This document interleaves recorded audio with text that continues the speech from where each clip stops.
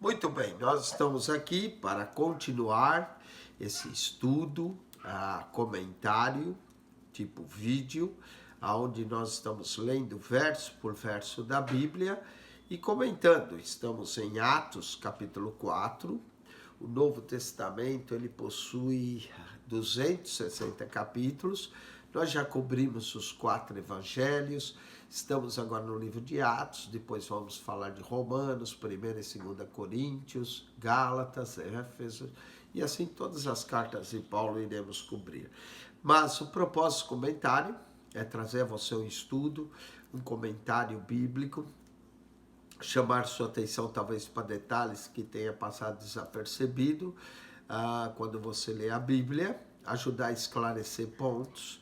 Você pode usar esses comentários de forma sistemática, estudando capítulo por capítulo conosco, ou você pode usar como uma consulta, alguma coisa que você tenha dúvida, que leu na Bíblia, não entendeu e quer ver se a gente comenta. Pode ser usado para pregadores, para pegar ideias, textos bíblicos, ou pode ser também usado para aumentar a sua compreensão das Escrituras ou despertar você a procurar mais algum ponto. Muito bem, nós estamos no livro de Atos. Atos é um livro maravilhoso, importante. Assista a introdução. Mas nós dissemos que o livro de Atos, ele é um livro histórico, nos conta a continuação da obra de Cristo. Ele é eclesiológico porque apresenta como é que a igreja começou a ser formada, e o movimento de Jesus no meio do judaísmo. Fala também das perseguições que a igreja passou, perseguição religiosa, primeiro, depois perseguição política. O livro de Atos cobre os primeiros 32, 33 anos da Igreja de Cristo. Ele fala no ano 30, quando Cristo apareceu, depois de ressurreto, ascendeu ao céu, a promessa da volta de Cristo, aí o derramamento do Espírito Santo no dia de Pentecoste, e ele é homilético porque ele traz a pregação da igreja, ele é hermenêutico porque ele traz também a forma como a igreja interpretava o Antigo Testamento para nós, ele é apologético porque tem as defesas que é feita de Paulo perante os tribunais de Roma, também Pedro e João, que nós vamos ver agora no capítulo 4, perante o Sinédrio, não é? A defesa, a forma como a igreja é perseguida pelos judeus que queriam entender o movimento de Jesus, a proclamação da igreja, a pregação da igreja. Atos é missiológico, apresenta a missão, as viagens missionárias que Paulo fez. Atos é evangelístico, apresenta a obra de evangelização, a salvação das almas, tudo isso nós vamos encontrar no livro de Atos. Então, um livro único, de caráter único, o único livro, talvez histórico, que nós temos do Novo Testamento. E vamos ver então essa aventura maravilhosa. Atos, capítulo de número 4. Atos 4 é a continuação do 3, quando Pedro estava falando, proclamando a Jesus, depois da cura daquele coxo de nascença. Começa assim o capítulo 4, estando eles falando ao povo, sobrevieram os sacerdotes e o capitão do templo e os saduceus. Eles estavam no templo, no pórtico de Salomão, ali falando com o coxo que havia sido curado, que estava na porta do templo Formosa. E aí nisso veio o capitão do templo, veio os sacerdotes e os saduceus, que era a classe que controlava o templo, doendo-se muito que ensinava ao povo e anunciasse em Jesus a ressurreição dos mortos.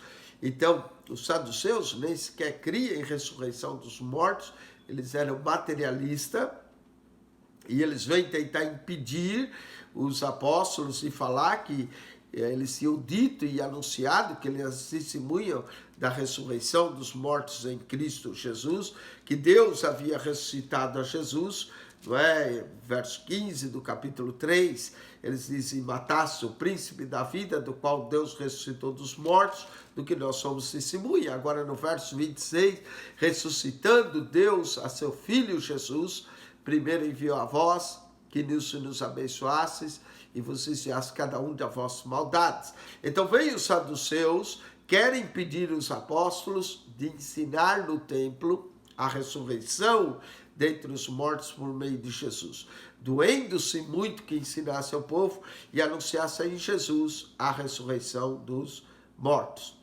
Lançaram mão deles e os encerraram na prisão até outro dia, pois já era tarde. Presta atenção, Pedro e João subiam a hora nona, que é às 3 horas da tarde. Aí houve a cura do homem. Pedro começa a ensinar, se bem que se nós lermos o sermão de Pedro, capítulo 3, verso 13 em diante, eu falei isso, eu tenho que ver o comentário do capítulo 3, talvez não levou muito tempo ali, mas Pedro também falava mais coisas. Lucas talvez não registrou tudo para nós, Lucas está dando uma visão geral da pregação, e aí chegaram ali, prenderam eles, levaram. Mas como já era tarde, ou seja, o sol já estava declinando, nós estamos falando da hora nona, 3 da tarde, para escurecer faltavam apenas 3 horas, e o Sinédrio não ia se reunir, porque o Sinédrio evitava se reunir à noite. Há uma exceção nos evangelhos, quando eles prendem a Jesus, prenderam de noite e levaram. Isso era uma forma ilegal de julgar, não é? Eles tinham que fazer isso durante o dia, nunca à noite. Mas aqui com Pedro e João, eles vão lançá-los na prisão até o dia seguinte. Era uma prisão que havia no templo, pois já era tarde, para que o Sinédrio se reunisse. Muitos, porém, agora é interessante isso, muitos, porém, dos que ouviram a palavra, creram, e chegou o número desses homens a quase 5.000. Atos é um livro maravilhoso. Nós temos a ação, né? Capítulo 2, o Espírito Santo veio, Pedro se pôs em pé, Pedro pregou, 3.000 se agregaram. Agora, ocorre a cura desse coxo, a porta do templo formoso, Pedro prega de novo, anuncia, e diz que o número agora cresce para quase 5.000, não é? O número cresceu dos homens que creram, a multidão está crendo. 2 sermões de Pedro, praticamente, a igreja tinha crescido 8.000, não é? Apesar de ser 8.000 um grande número, grande vai ser o número de seguidores de Jesus em Jerusalém, não foram todos que creram, não é? Que nem os sacerdotes estão com dificuldade de crer e vão acabar, então, lançando em oposição, né? Atos vai retratar para nós como estabeleceu as primeiras igrejas locais, começando em Jerusalém. Tudo isso está acontecendo em Jerusalém, na área do templo. Depois a igreja vai se estender para Antioquia, depois ela vai se estender até Filipos, né? A igreja dos filipenses, depois vai a Tessalônica, Bereia, Cancreia, chega a Atenas, depois vai chegar a Éfeso, né? Então Atos vai nos relatar tudo isso, vai também relatar como chegou a Samaria, e todos os lugares e cidades onde nós vamos ter. Lançaram mão deles, colocaram-os na prisão, pois já era tarde, diz o capítulo 4, verso 3. Muitos, porém, do que ouviram, capítulo 4, verso 4, creram na palavra, e chegou o número desses homens a quase 5.000. E aconteceu no dia seguinte, note que eles foram presos, porque o dia já se declinava, reuniram-se em Jerusalém os seus principais, os anciões e os escribas, o sinédrio. E aí vai vir toda a família sacerdotal, Anás. Lembra que Jesus, no Evangelho de João, foi levado primeiro a Anás, depois a Caifás, não é? Então, Anás era o sacerdote mais antigo, Caifás, Anás era sogro de Caifás, Caifás era casado com a filha de Anás, então veio Anás, o sumo sacerdote, Caifás e João e Alexandre. João e Alexandre provavelmente eram filhos de Caifás, eram os futuros sacerdotes, e todos quanto havia da linhagem do sumo sacerdote. Então veio o sumo sacerdote, Anás, Caifás, não é? O Anás já estava terminando, Caifás era o sumo sacerdote daquele ano, que foi que havia falado que era necessário que Jesus morresse, não é? Do que a nação toda perecesse. João e Alexandre, todos que eram da linhagem do sumo sacerdote. E pondo-se no meio, perguntaram com que poder ou em que nome eles faziam isso. Eles são sacerdotes do templo, eles querem saber qual era o poder, o nome em que Pedro e João estavam fazendo aquilo. Então Pedro, cheio do Espírito Santo, lembra que o termo Espírito Santo vai aparecer no livro de Atos pelo menos 43 vezes, e agora Pedro, cheio do Espírito Santo, lhes disse: principais do povo e vós, anciões de Israel, visto que hoje somos interrogados acerca do benefício feito a um homem enfermo e do modo como foi curado, Pedro vai começar com o sinal do coxo de nascença, e esse coxo nós vamos ver aqui no texto, capítulo 4, que tinha mais de 40 anos esse coxo, mais de 40 anos esse homem, desde do ventre de sua mãe era coxo, ele era conhecido, ele era colocado na porta do templo, então era um sinal evidente, claro, do poder de Jesus, não é? E da autoridade com que eles faziam. Pedro vai dizer, visto que hoje somos interrogados acerca do benefício feito a um homem enfermo e do modo como foi curado, seja conhecido de vós todos e de todo o povo de Israel, que é em nome de Jesus Cristo, o Nazareno, aquele a quem vós crucificastes e a quem Deus ressuscitou dos mortos, em nome desse que está são diante de vós. A pregação de Pedro é a mesma. Cristo morreu, foi crucificado, mas ressuscitou dos mortos. E quando eles perguntam com que nome, com que autoridade, Pedro falou, pronto, vocês vão agora ouvir. Foi em nome de Jesus, a quem vocês crucificaram, vocês o crucificaram, mas Deus o ressuscitou dos mortos. Ele está vivo e é no nome dele que se operou esse milagre. Pedro falou disso diante do Sinédrio. E Pedro não vai parar aí, Pedro vai dizer mais. Ele é a pedra que foi rejeitada por vós, os edificadores, a qual foi posta por cabeça de esquina. Essa história da pedra rejeitada, cabeça de esquina, diz que quando eles construíam o templo, as pedras eram quadradas e eram cortadas lá na montanha. Então, o edificador que estava lá, ele estava edificando, cortava as pedras e traziam as pedras. E aí chegou uma pedra que era diferente, porque todas as pedras eram retangulares, quadradas, retangulares, né?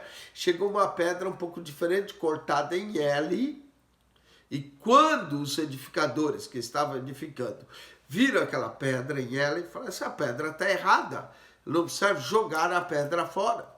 Continuaram construindo. Quando chegou na esquina do templo, faltava aquela pedra. Por isso que era chamada pedra da esquina. Ela tinha que ser em L, ela não podia ser igual às outras. E aí, quando foram atrás, foi a principal pedra de esquina. Não é? Isso aconteceu durante a construção do templo. Pedro cita isso, falando de Jesus. Ele é a pedra que foi rejeitada por vós, os edificadores. Claro que eles rejeitaram, entregaram Jesus a Pôncio Pilatos para que Pôncio Pilatos o crucificasse, mesmo Pôncio Pilatos querendo soltar, eles insistiram. Ele foi posto por cabeça de esquina. E agora Pedro vai dizer um verso maravilhoso de Atos 4:12, que serve para aqueles sacerdotes, para os povo da época, serve para nós, atravessou os tempos. Presta atenção nessa palavra, por espaço, os céus e a terra, mas a palavra de Deus permanece. Pedro vai dizer, e em nenhum outro há salvação. Presta atenção, a Bíblia é clara, não há salvação fora de Jesus. Se você não está com Jesus, você está perdido. Se você não crê em Jesus, você está perdido. Não importa qual religião que você tenha. Como os judeus, era a religião correta da época, vinha de Abraão, vinha de Moisés, era a religião correta da época. Mas olha o que Pedro vai dizer. em nenhum outro há salvação, porque também debaixo do céu nenhum outro nome há dado entre os homens pelo qual devemos ser salvos, a não ser o nome de Jesus, não é?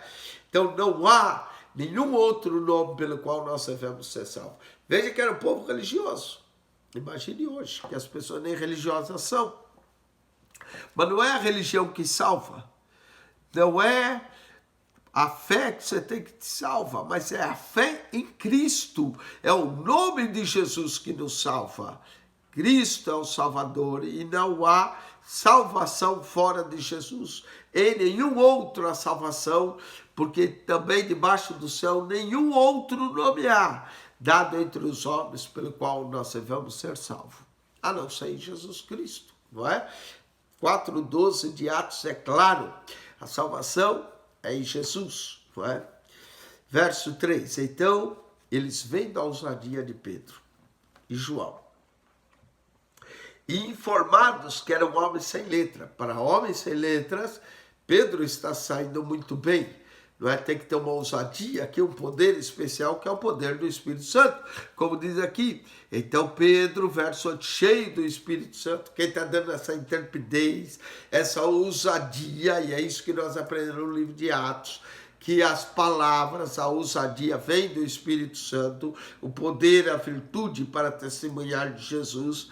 Então, eu não entendo hoje como tem gente que acha que não precisa desse poder, dessa graça do Espírito Santo. Nós precisamos, continuamos precisando. Então, vem da ousadia de Pedro e João, pensar que João não fala nada, quem está falando é Pedro, informado de que eles eram homens sem letras, eram pescadores, indoutos, se maravilhavam e tinham conhecimento de que eles haviam estado com Jesus. Aquele poder, aquela autoridade com que Pedro falava, o espírito em que Pedro falava, e depois mais tarde Estevão também vai ter a mesma ousadia, unção, mostravam algo claro, que Pedro e João só podiam ter estado com Jesus. Quando a gente passa tempo com Jesus em oração, quando a gente fica com Jesus, buscando a graça, o poder e a unção do Espírito Santo, é evidente que essa ousadia, essa autoridade vem de Jesus, vem do poder do Espírito Santo. Não é? Então é importante também a gente passar tempo com Jesus hoje em oração, para que todos também identifiquem quando a gente se levanta para falar do nome de Jesus, anunciar Jesus, que nós também passamos tempo com Jesus, não é? Eles haviam estado com Jesus. E vendo estar com eles os homens, o homem que fora curado, que já tinha mais de 40 anos, o homem, e vendo estar com eles o homem que fora curado, nada tinha o que dizer em contrário. Claro, havia um sinal evidente, um homem com mais de 40 anos, coxo, que eles conheciam, que era posto na porta do templo, quantos passaram por lá. Jesus mesmo foi crucificado aos 33 anos, aquele homem já estava na porta do templo, quando Jesus tinha o seu ministério, não é? E Jesus nunca tinha curado aquele homem, mas agora no nome de Jesus, Pedro realiza um milagre em nome de Jesus e na autoridade e no poder do nome de Jesus para a cura. Todavia, mandando sair para fora do conselho, conferenciaram entre si. Eles pediram que Pedro e João saíssem, é o sinédrio que está reunido, sacerdotes, a linhagem sacerdotal, Anás, Caifás, João, Alexandre, todos que eram da linhagem sacerdotal, está ali reunidos os anciões do povo. Agora eles vão então se conferenciar entre eles, e vendo que estava o homem lá, tinha a dizer, todavia mandaram sair do conselho e conferenciar entre si, dizendo, verso 16, que havemos de fazer a esses homens? Porque a todos que habitam em Jerusalém é manifesto que por eles foi feito um sinal notório. Claro, o homem era paralítico, coxo, desde o ventre da mãe, e não podemos negar. De fato, por mais que eles queriam se opor ao que Pedro e João ensinavam, e proclamavam. Havia um sinal notório, um coxo de mais de 40 anos, não é? E vai dizer aqui, e não podemos negar. Mas para que não se divulgue mais entre o povo, ameacemos para não mais falar nesse nome a homem algum. Não queria que falasse no nome, o nome que é sobre todo nome, o nome de Jesus. Pedro já havia dito que não havia em nenhum outro salvação, porque nenhum, também debaixo do céu, não há outro nome dado entre os homens, o nome de Jesus, que foi no nome de Jesus que o milagre aconteceu. O nome, esse termo, o nome, vai aparecer diversas vezes no livro de Atos. E o nome é o nome de Jesus. Não é? Pediram que eles não falassem mais no nome, nesse nome a homem algum. Ai, mas isso é um pedido difícil de atender. E chamaram, disseram-lhes que absolutamente não falasse, nem ensinasse no nome de Jesus. Olha o pedido que eles vão fazer. Logo para quem? Para Pedro, que não dá para deixar de falar. Interessante, Pedro, antes de ter o poder, a unção do Espírito Santo, essa ousadia, quando perguntaram se Pedro andava com Jesus, ele negou uma, negou duas, negou 3 vezes. Mas agora nós temos um novo Pedro, um Pedro cheio do Espírito Santo, um Pedro cheio de ousadia, um Pedro que não vai negar o nome de Jesus, mesmo agora eles pedindo que ele absolutamente não falasse nem ensinasse mais no nome de Jesus. Respondendo, porém, Pedro e João lhes disse: julgai vós se é justo diante de Deus ouvir-vos antes a vós do que a Deus. Que coisa, Pedro vai questionar a autoridade deles, agora mesmo sendo sacerdotes, mesmo sendo convocados por Deus, mas Pedro vai questionar essa autoridade deles, se ele deve ouvir a eles ou a Deus. Pedro vai falar agora outro verso maravilhoso, capítulo 4 tem cada verso, porque não podemos deixar de falar do que temos visto e ouvido. Ai, como é maravilhoso isso, que nós tenhamos a mesma convicção, a mesma certeza de nunca deixar de falar do que temos visto e ouvido. Quando a gente prova Jesus, quando a gente tem uma comunhão com Jesus, não dá para deixar de ficar quieto, não é? A não ser que ninguém experimentou isso, a não ser que você ainda não teve uma experiência com Jesus. Mas quando você tem, quando alguém tem uma experiência com Jesus, não dá para ficar quieto. Não podemos deixar de falar do que temos visto e ouvido. Mas eles ainda os ameaçaram mais, fizeram ameaças a eles, e não achando motivo para os castigar, seria contra a lei, deixaram-nos ir por causa do povo, porque todos glorificavam a Deus pelo que acontecera. Agora vem o verso 22. Pois tinha mais de 40 anos o homem que se operara aquele milagre de saúde. Imagine só, não era um rapaz novo, era um homem com mais de 40 anos, que era ventre desde o coxo da mãe, que era colocado todos os dias na porta do templo. Até quando Jesus passou por esse homem várias vezes, e o próprio Jesus, apesar de ter operado muitos milagres, mas esse homem não operou. Jesus tinha curado um homem que à beira do tanque Betesda, que estava 38 anos paralítico. Mas esse coxo ele deixou para Pedro fazer esse milagre, não é? O homem já tinha mais de 40 anos, Jesus passou por aquele homem, ele era colocado todos os dias na porta do templo. Jesus não o curou, mas agora deixou que Pedro, no nome de Jesus, o curasse. Não é coisa tremenda isso?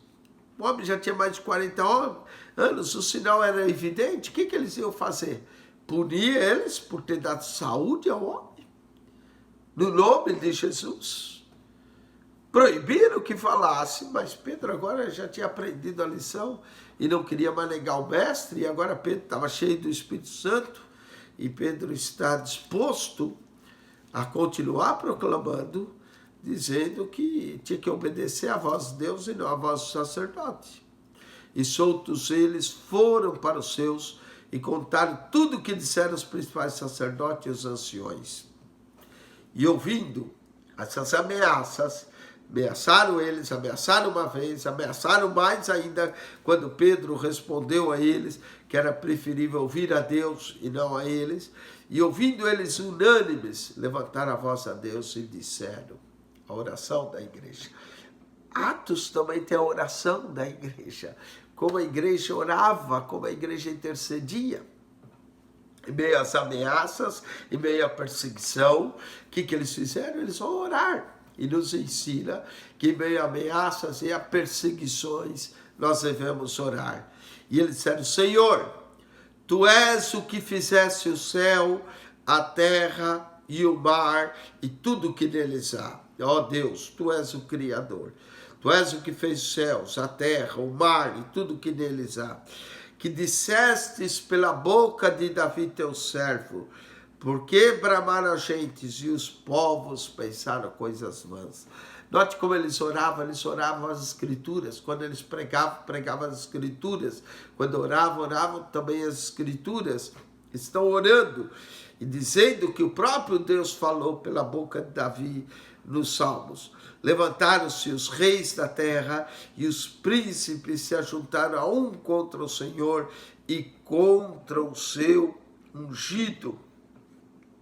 Não é? Eles estão cotando o Salmo 2, que é outro salmo profético, outro salmo messiânico, que agora eles cotam o Salmo 2:1. Levantaram-se os reis da terra, os príncipes ajuntaram-se a um contra o Senhor e contra o seu ungido, contra Cristo, né? Ungido, o Messias. Cristo é ungido de Deus. Aqui então eles puseram tradução da palavra ungido, né, contra o seu Messias, o Cristo.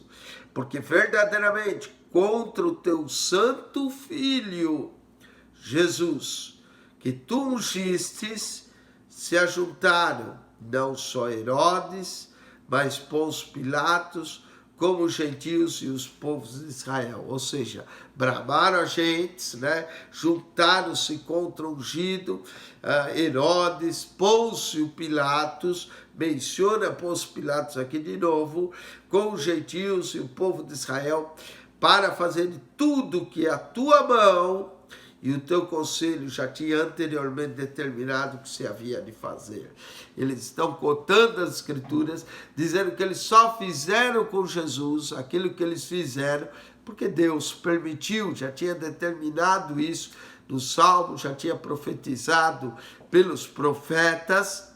Então até a oração deles nós vamos encontrar no livro de Atos. Então até a prática da oração, a prática da pregação, tudo isso vamos encontrar nos Salmos, no livro de Atos, né? Agora, pois, ó Senhor, olha para as suas ameaças. Eles estão nos ameaçando, olha. E eles não pedem que Deus faça vingança a quem os ameaça. O que eles vão pedir é outra coisa, porque o crente, quando ora pelos que perseguem, não pede o mal dos que o perseguem, mas o crente, o que ele pede? Ele vai pedir mais força, mais autoridade, mais graça contra os opositores. É isso. Agora, pois, Senhor, olha para as suas ameaças e concede aos teus servos que falem com toda a ousadia a tua palavra. Quem dá ousadia, quem nos dá coragem, quem nos dá força para anunciar é o Espírito Santo. E quando os opositores, nós não precisamos fazer nada contra eles, deixa eles falarem, deixa eles ameaçarem, nós só precisamos ter mais ousadia para falar ainda com mais coragem, com mais força, com mais firmeza a palavra. Agora, pois, Senhor, olha para as suas ameaças e concede aos teus servos que falem com toda ousadia a tua palavra, enquanto estendes a mão para curar. Senhor, continua operando os milagres que tu tens feito, fez um milagre nesse coxo, e para que se façam sinais e prodígios pelo nome do teu santo Filho Jesus. Como a pregação do Evangelho é seguida de milagres, e os milagres são justamente para glorificar, não a Pedro, não a João, mas o santo nome de Jesus, o nome que é sobre todo nome, o nome pelo qual em nenhum outro a salvação, a não ser no nome de Jesus. Pelo nome do teu santo Filho Jesus. Olha como a palavra nome vai repetir várias vezes no livro de Atos. O nome que é sobre todos o nome. E tendo eles orado, moveu-se o lugar em que estavam reunidos. E novamente, todos foram cheios do Espírito Santo e anunciavam com ousadia a palavra de Deus. Não é? Eles já tinham falado em línguas, eles já tinham recebido o batismo com o Espírito Santo, eles vão ser revestidos, mas agora não precisam falar em línguas. O que eles precisam é ousadia. E é isso que Atos nos ensina. Quem nos dá coragem, quem nos dá dons, é o Espírito Santo. E agora eles falam com ousadia e anunciam com ousadia a palavra de Deus. Não é o Espírito, como Jesus disse, Atos 1:8. Mas recebereis a virtude do Espírito Santo que há de vir sobre vós, e ser-me-eis testemunha. É isso que eles estão pedindo, mais ousadia. E a Bíblia continua dizendo, Lucas continua descrevendo para nós, e era o coração e a alma da multidão dos que cria. Oh, que união, que comunhão maravilhosa que havia. E era o coração e a alma da multidão dos que cria. E ninguém dizia que coisa alguma do que possuía era sua própria, mas todas as coisas eram comuns. Que coisa interessante, que diferença, né? Hoje as pessoas são tão egoístas, é eu primeiro e os outros que se lixem, não é? Mas não, a comunidade cristã ali primitiva era uma bênção, não era uma comunidade egoísta, não era uma comunidade que pensava só em si, mas era o coração, a alma da multidão dos que cria. E era tão que eles compartilhavam, ninguém dizia que coisa alguma do que possuía era sua própria, mas todas as coisas lhes eram comuns. Não é? O que era de um era do outro, era uma comunidade perfeita de amor, de compartilhar, de dar, uma liberalidade, um amor cristão maravilhoso. E os apóstolos davam com grande poder testemunho da ressurreição do Senhor Jesus. Note que o testemunho, que a pregação era o Cristo vivo, o Cristo que ressuscitou, o Cristo que cura, o Cristo que liberta, o Cristo que dá saúde, o Cristo que opera milagres. E em todos eles havia abundante graça, em todos. Note que a graça era em todos, não é? Todos eram cheios, revestidos, falavam com ousadia, anunciavam com ousadia, e não havia entre eles necessitado algum, porque todos que possuíam herdades ou casas, vendendo, traziam o preço do que fora vendido e depositavam aos pés dos apóstolos. Interessante, Pedro disse nem ouro nem prata tinha, mas na verdade tinha muito, porque eles vinham e depositavam, não é? Pedro não tinha ouro e prata naquela hora, mas Pedro deu algo melhor para aquele coxo, que há mais de 40 anos era coxo, ficava todo dia mendigando uma esmola, e agora esse coxo é transformado, esse coxo é curado, recebe saúde, a vida dele é um testemunho vivo, mais de 5.000 homens vão crer devido ao testemunho. O Sinédrio não pode negar o milagre, apesar de ameaçar que eles não falam o nome de Jesus, o sinal era evidente, não puderam mais deter Pedro e João, tiveram que mandar embora, porque o sinal era evidente da cura. O próprio homem veio fazer parte dessa comunidade cristã, por isso que nós sabemos até que ele tinha mais de 40 anos, né? Ele mais 5.000 vieram, muita gente creu, e era grande o poder, a graça era abundante. Que coisa maravilhosa, a graça abundante que em todos eles havia. Tinham uma liberalidade, vendiam por casas, vendiam propriedades, traziam o preço que foram vendidos ao pé dos apóstolos, ao pé dos apóstolos, né? Que eles punham suas ofertas. Olha só que maravilha, trazer oferta junto ali, pôr ao pé dos apóstolos, que liberalidade em dar, e repartir a cada um segundo a necessidade que tinham. Repartiam, davam, compartilhavam, e é isso que deve ser uma comunidade cristã, uma comunidade que dá com liberalidade, que compartilha o que tem, que ele já não é mais seu, partilha com o outro, Que maravilha que nós possamos voltar a esses dias da igreja primitiva, né? O pentecostalismo prega um primitivismo, na verdade, ou seja, voltar à igreja primitiva, não o primitivismo do homem da caverna, mas sim o primitivismo do poder, da liberalidade, do estabelecimento da igreja de Cristo. Então José, concaminado pelos apóstolos Barnabé, na verdade o nome dele era José, né, que foi dado o nome a ele Barnabé, Bar, quer dizer filho, Nabé, consolação, né, Nabé, perto da palavra Navrim, que é profeta, né, mas aqui Nabé é consolo e consolação, que quer dizer filho da consolação. Note que o nome dele não era Barnabé, vai ser conhecido como Barnabé, vai se tornar companheiro de Paulo, não é? Anos mais tarde, um crente maduro, levita, ele era levita, né? Pertencia à classe não do sumo sacerdote, mas sacerdotal, natural de Chipre, possuindo uma herdade, também vendeu e trouxe o preço e depositou ao pé dos apóstolos. Normalmente, se for pensar, passar de pai para filho, mas aqui a liberalidade é tão grande, é tão tremenda, que eles vendem. Barnabé fez isso, foi chamado filho da consolação, trouxe o preço e depositou ao pé dos apóstolos. Amém?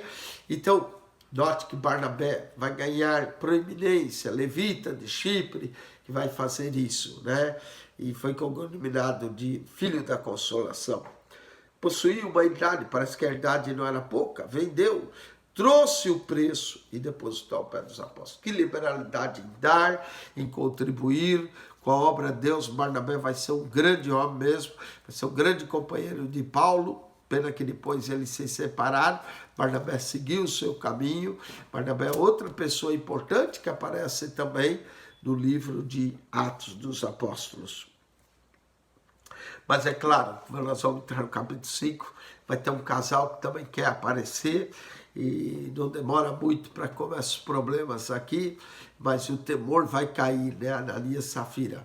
Volte para si, o comentário no capítulo 5, você não quer perder, é a continuação do 4, mas como nós estamos fazendo o estudo capítulo por capítulo, eu vou parar aqui, porque aqui acabou o capítulo 4, e eu volto no 5, que é a continuação do texto aqui, amém? Espero que você tenha aprendido muito o capítulo 4, maravilha, 5.000 pessoas, é a continuação também do capítulo 3, o milagre do coxo de nascença, a tentativa de parar os apóstolos, a oração da igreja pelos que perseguiam, a contribuição, o dar, a liberalidade de dar, a ousadia, o testemunho, a graça abundante. Tudo isso nós vimos nesse capítulo, amém? Espero que tenha edificado a sua vida, sua fé, seu desejo também de orar, de buscar mais de Deus para ver sinais e maravilhas se cumprirem para a glória de Deus. Muito bem, com isso nós terminamos o capítulo 4. Quem esteve convosco, pastor Eugênio Piacentini, que a graça de nosso Senhor Jesus seja contigo, o amor de Deus, nosso Pai, e a comunhão do Espírito Santo, que nos capacita, que nos dá poder, que nos dá ousadia, que nos dá dons, que nos dá graça abundante. Deus vos abençoe ricamente em Cristo Jesus. Assista o comentário do capítulo 3, assista o próximo comentário do capítulo 5, assista a introdução, capítulo 1 e 2 de Atos, tudo para edificar a sua vida em Cristo Jesus. Deus vos abençoe. Amém.